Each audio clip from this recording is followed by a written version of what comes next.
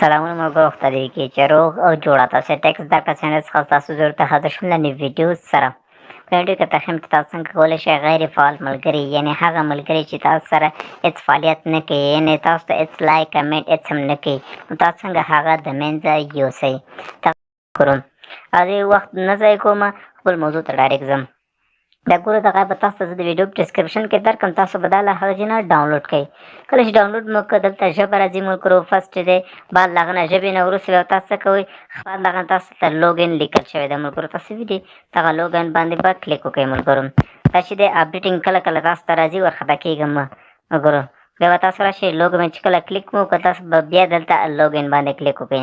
ځکه چې تاسو د فیسبوک اکاونټ دلته اوچتئ که چیرې تاسو اډ کړي خو هغه ده که اډ کړي نه وي نو ایمیل او پاسورډ به زر زر تر هغه پورې انټر کړئ ملګرو او بل چې دی دغه اعلانات هم تاسو ته ډېر زیات راځي زه به تر هغه پورې دلته ایمیل او پاسورډ ورته انټر کړم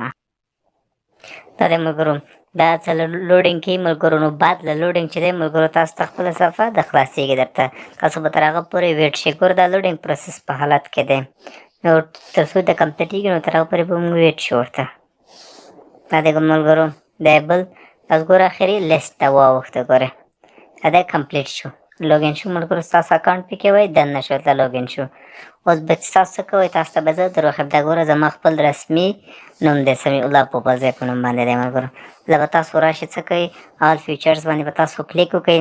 دلته چې دی ملګرو تاسو لاندې راشئ زه د هر کوم باره کې انشاءالله تاسو ته جدا جدا ویډیوګانې جوړوم ملګرو دغه کې بدبختانه یو بد کار دا دی ملګرو چې هر ځل ایډز راځي ملګرو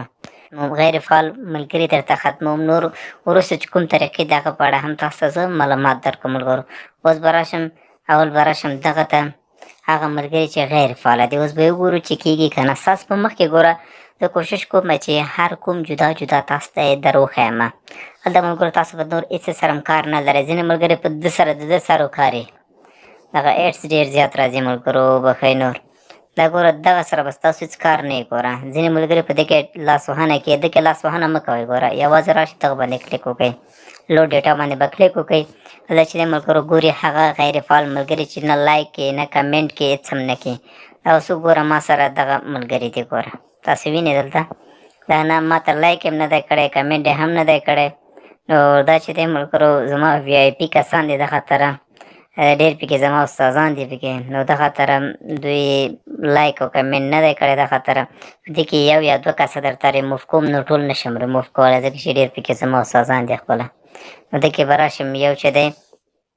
دغه به لرې کړم تی دغه به ترې لرې کړم دا هم یو جدا هم تاسو لرې کولی شئ ټول هم لرې کولی شئ خو زه څه کوم یو یا دوه کسه پکې انتخابوم پکې نور نه انتخابوم نور به ترې لرې کړم داسې دلته به هم دا به هم ترې لرې کړم او دا به هم ترې لرې کړم او دلته به راشم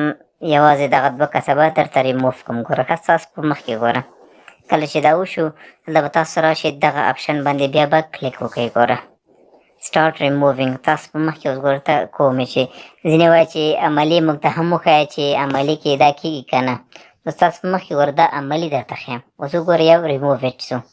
and second remove it دوم هم د منځه لاړ ګوره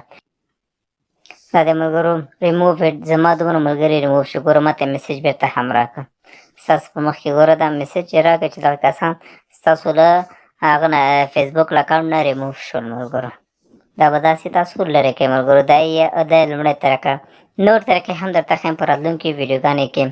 نو خدای دې وکړي چې یو څه مو تېزه کړې تر راتلونکي ویډیو پورې په لوی رب مو سپارم د خدای په امان